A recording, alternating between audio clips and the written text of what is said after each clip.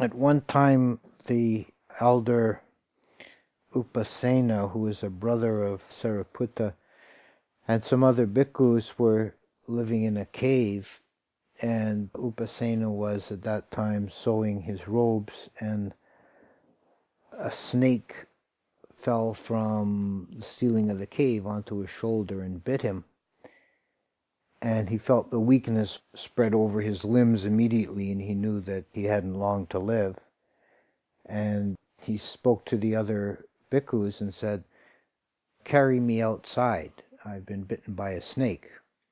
So they carry him outside, and one of the bhikkhus says, "Your features are bright and clear, and your faculties seem intact.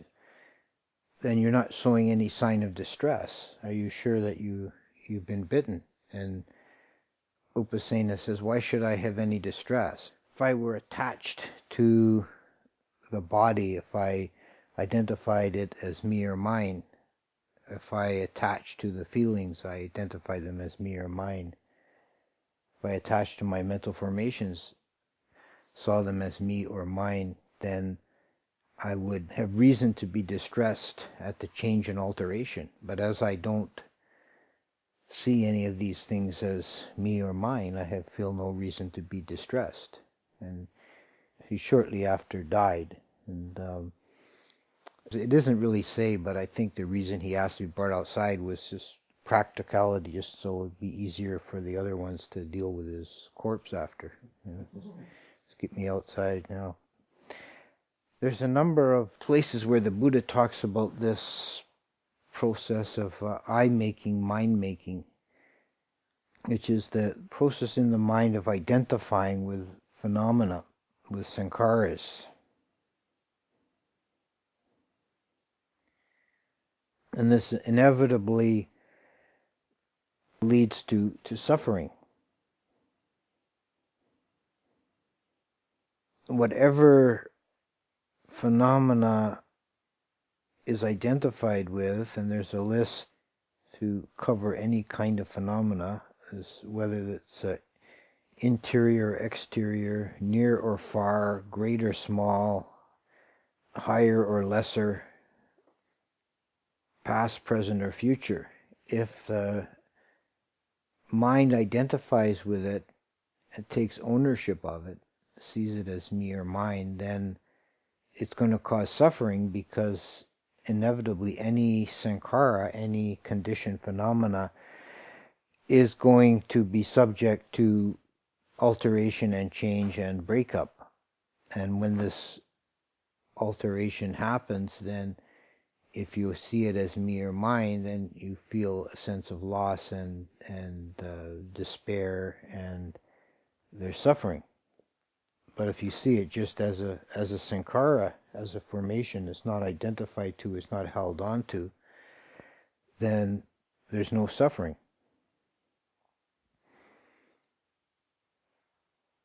Another way this is explained is the various ways in which we identify a illusory self. And there's altogether 20 ways in which beings create a self. There are the 5 khandha, the 5 aggregates of being: body, feelings, perceptions, mental formations, and consciousness. And these 5 are multiplied by 4 when any of these things is seen as identified with in one of 4 ways. So to take the case of the body, we can identify with the body by thinking or assuming, it's often just an implicit assumption, it's not really a thought out idea, the concept I am the body, or the body belongs to me, or I am in the body, or the body is in me. Likewise, for the other aggregates, I am consciousness, or consciousness belongs to me, or I am in consciousness, or consciousness is in me.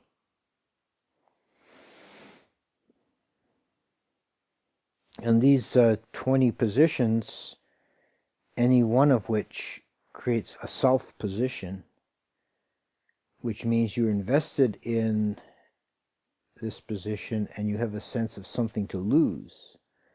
So inevitably there's suffering, because inevitably there's going to be change. All of these aggregates are subject to change. And this was an argument made by the Buddha in favor of not-self, was to ask, is this body subject to change or is it not? Well, it is. Then it's not fit to be identified as a self. And have you complete control over your body, in the sense, can you wish, may I be stronger, may I be taller, may I be thinner, may I be fatter? You can't control the body by wishing, so it's not in the ultimate sense, you can't say it's yours. And the same with all the other aggregates. You can't control your feelings. You can't decide, may I be happy, and that's sufficient to make you happy. Or may this sadness go away. It's not sufficient.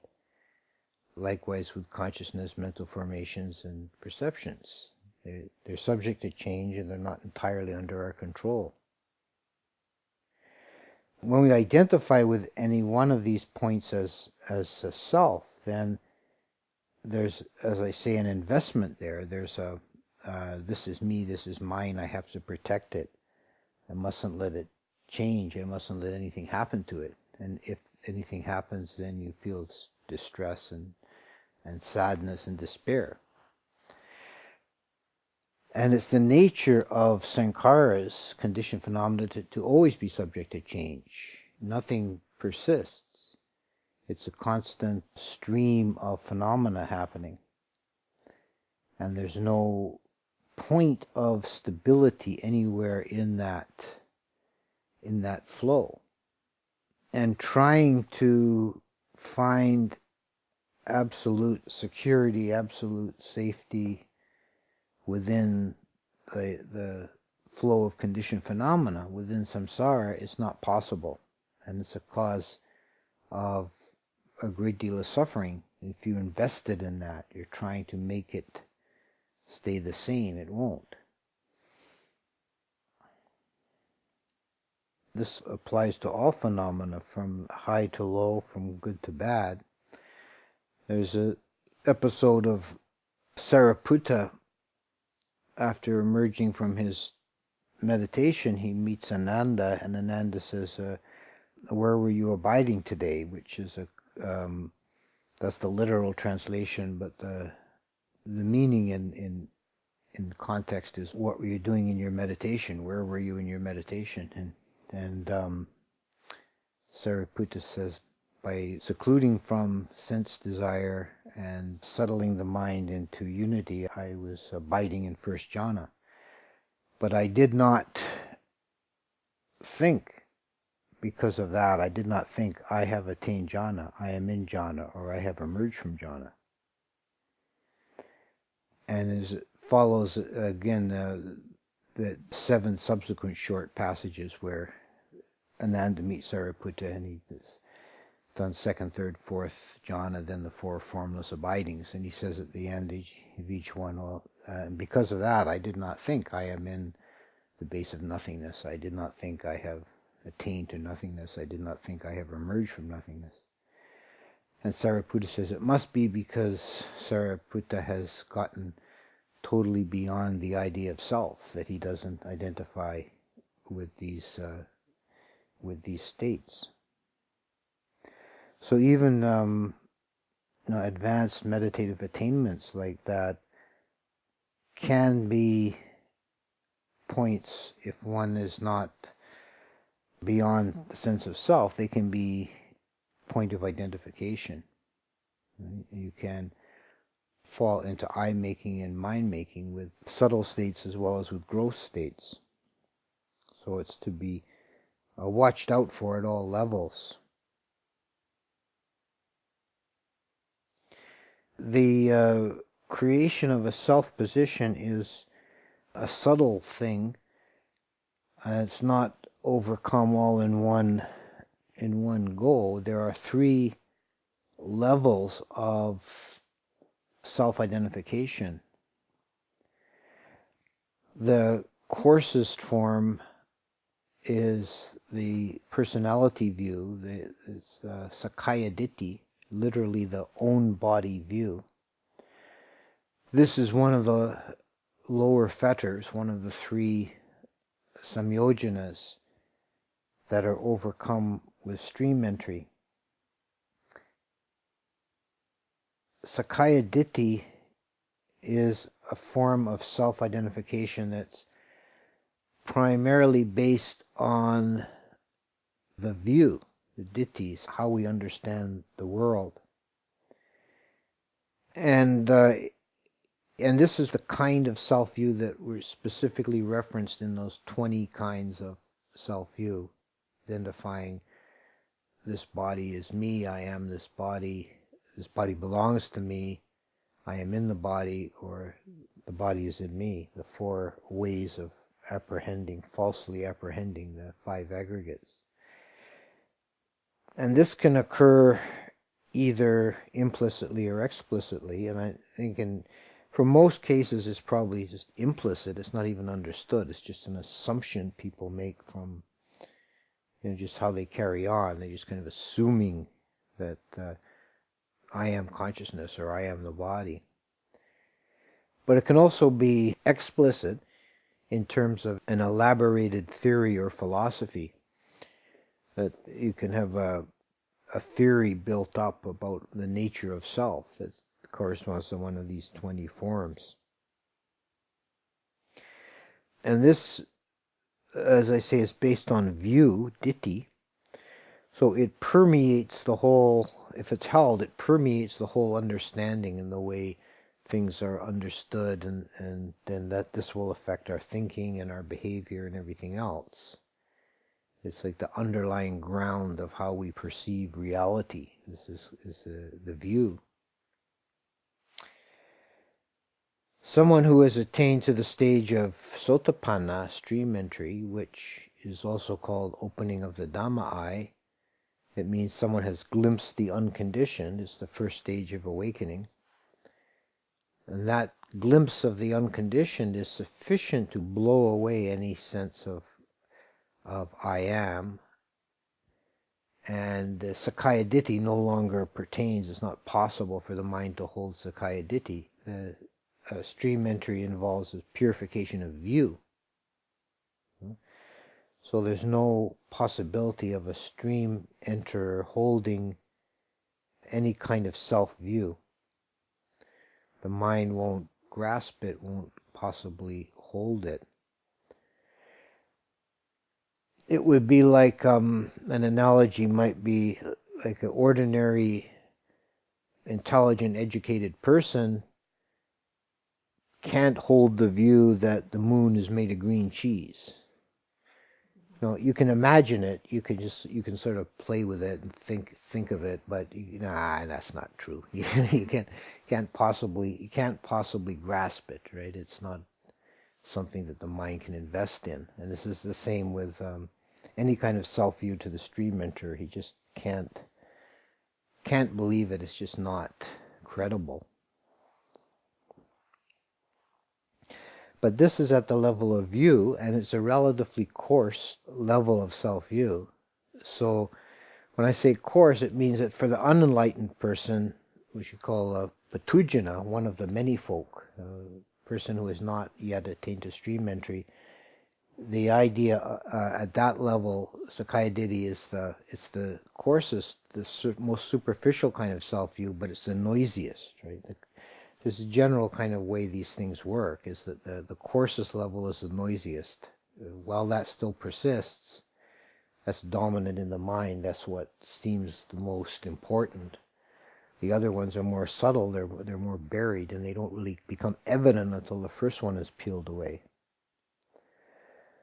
The second form of, and most often they only talk about two kinds of self, but there's a couple of places where it's divided up a little bit more detailed, and I think is a useful model, this middling kind of self-view.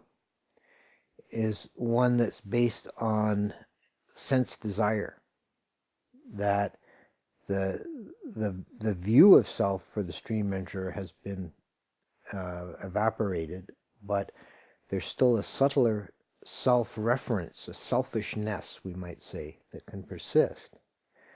An example would be that a stream winner, although he doesn't believe in self, he might be selfish enough to take the last cookie, right? He wants, that, I don't believe in a me, but I want that cookie.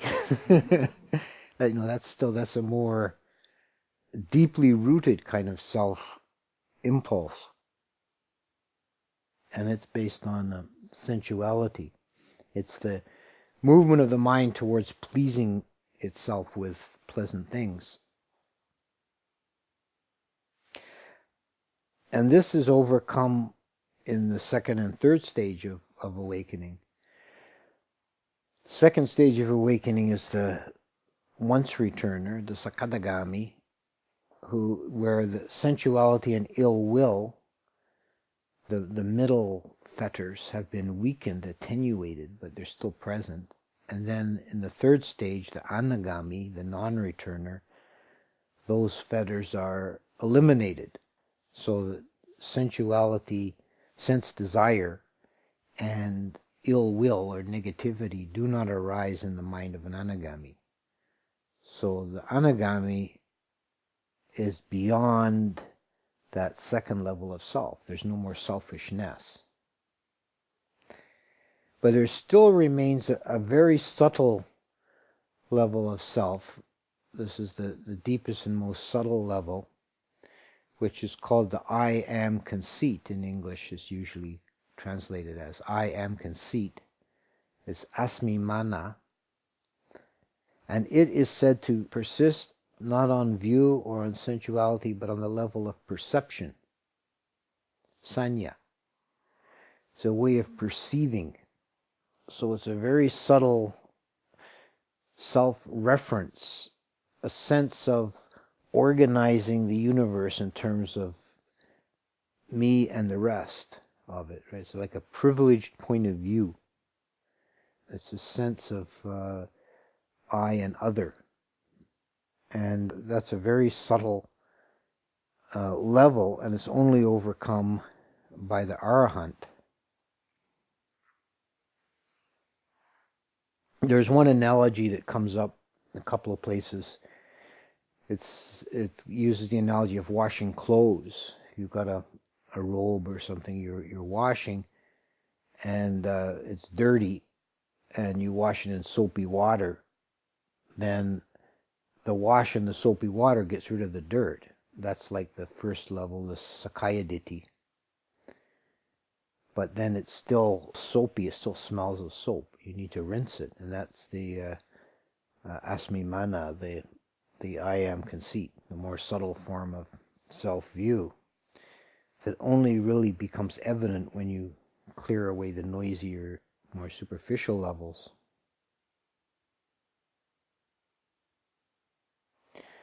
Now, our practice should be always moving towards this abandoning any position of self. And we have tools, we have techniques for doing that. The Vipassana meditation is specifically designed to undermine any sense of me or mine. Because what you're methodically looking at sankharas as they arise and seeing them objectively.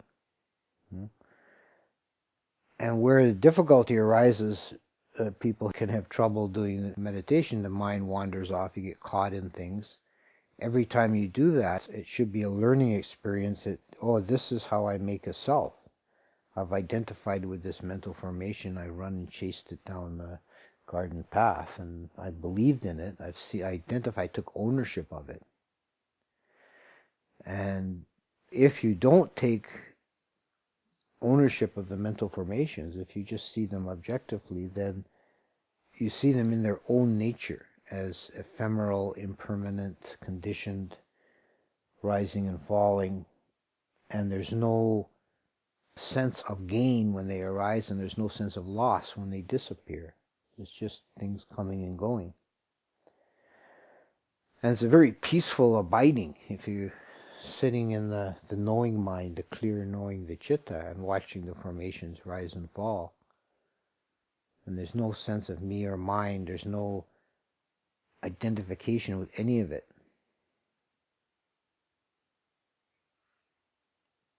And the theory is relatively easy to understand, but once you get down into the practice of it, it's challenging.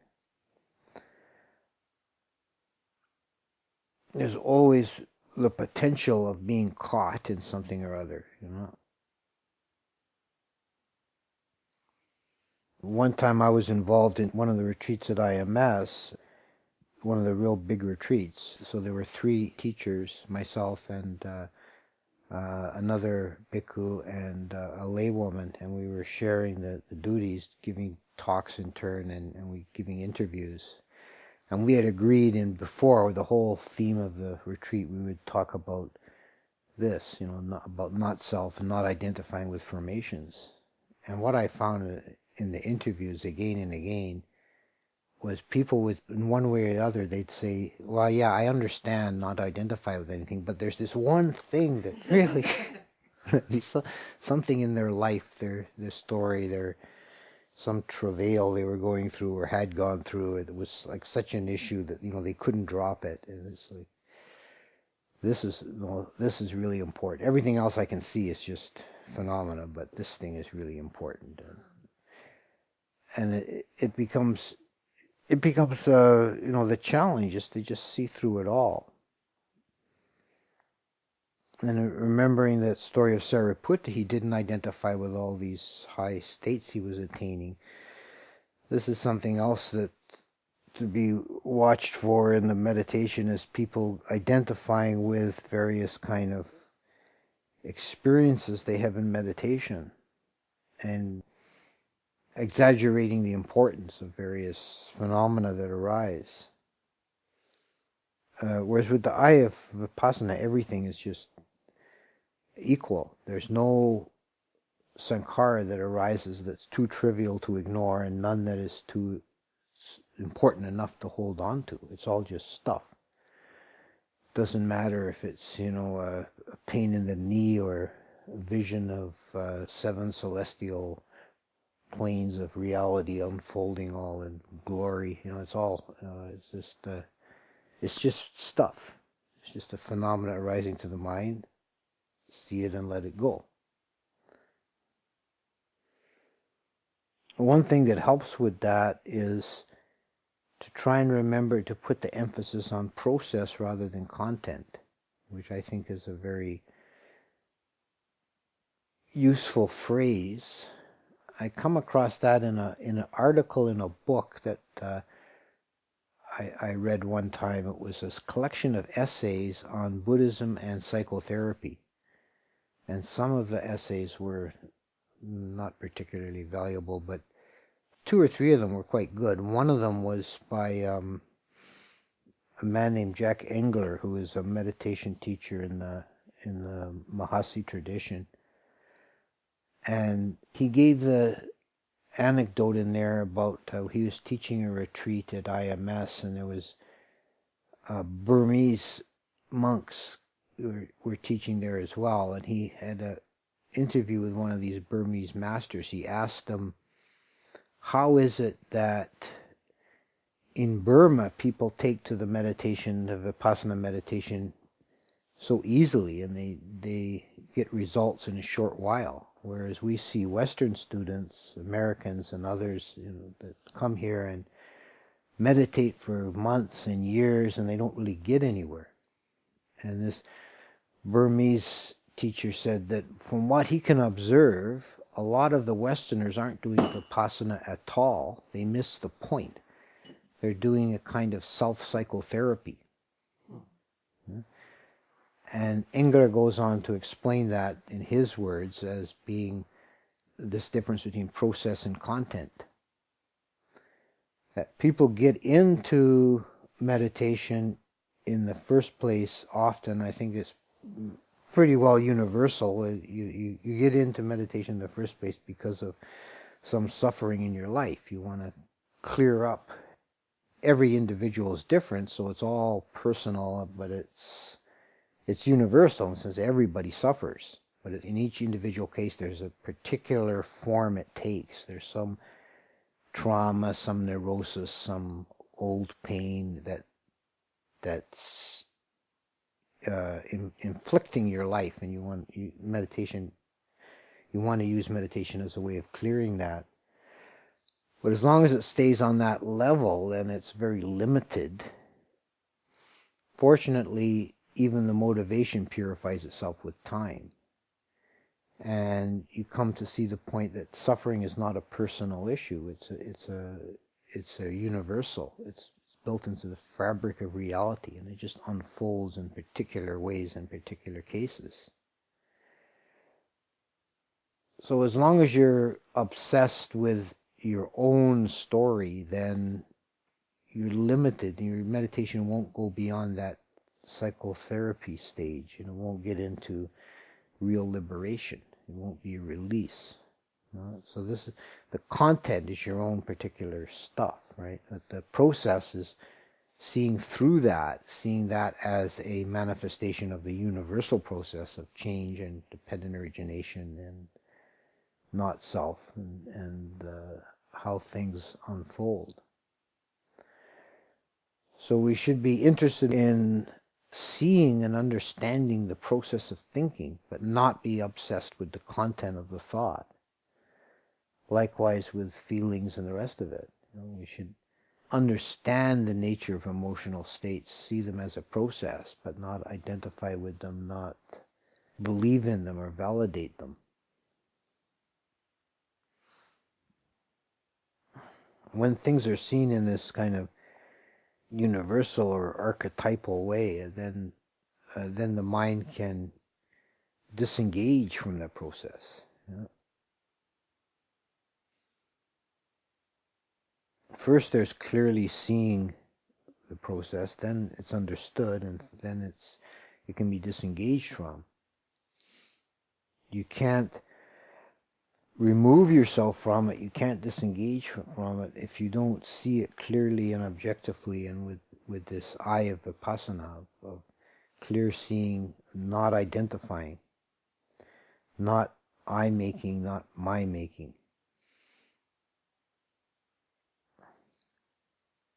As a small practical tool, all these teachings about 20 kinds of self-view and different levels of self-creation, it can get fairly complicated, but if you can reduce it to a simple phrase, not me, not mine. This is a very useful little mantra you can bring up in the mind when you find yourself caught, and apply it to whatever you're caught in. You're caught in anger or frustrated desire or memories or daydreams. Just remind yourself, this is not me, this is not mine. Not me, not mine. And you can use that to cut through. Yeah?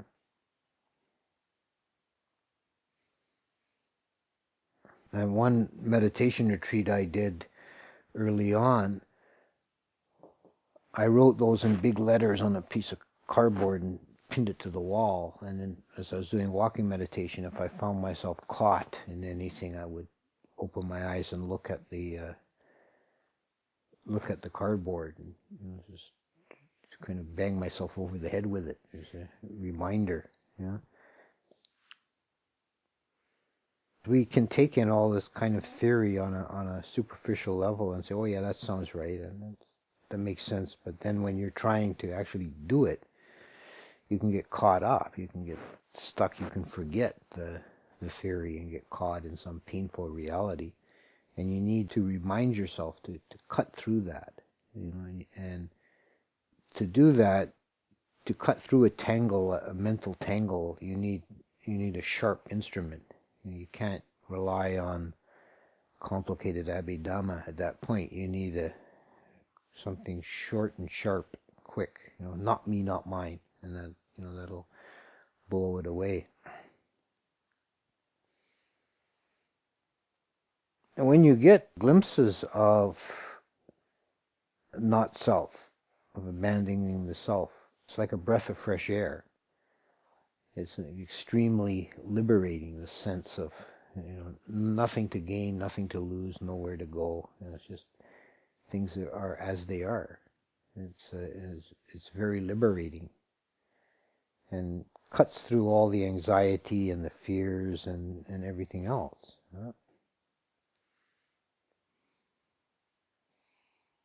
Like that old monk dying of snake bite, and there's so little identification to self and the body. His only thought was just practicality. It'll be less of a mess for the guys to clean up. Drag me outside. So out of this whole talk, if you have one brief takeaway, remember that not me, not mine, and bring that up whenever you find yourself identified, whenever you're in a state of suffering over being separated from the loved or attached to the unloved. Just remember, not me, not mine. This is just a phenomena. It's just a rising and falling. There's no reason to be invested here. Yeah?